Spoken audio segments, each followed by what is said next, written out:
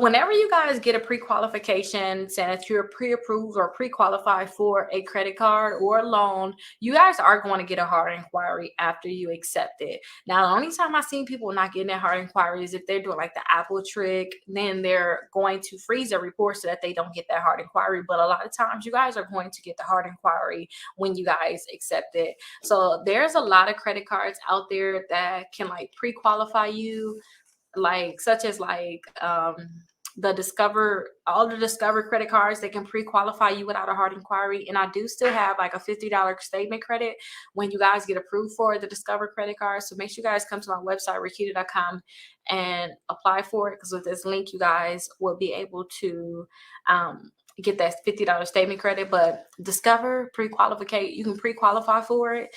When you guys accept the offer, it's going to be a hard inquiry. The Tumo credit card, you're not going to get a hard inquiry at all. They're just checking your bank account.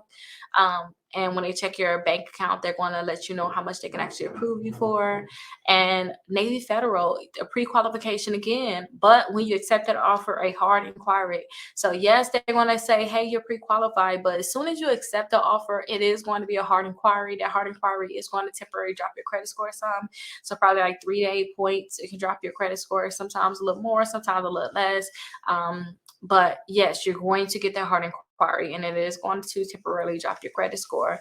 Now, like for the Open Sky credit card, that's not no credit check at all. So yeah, they're going to say, hey, we can give you this amount, but you're not going to get a hard inquiry for like an account like this. But them other credit cards, yes, you're going to get a hard inquiry.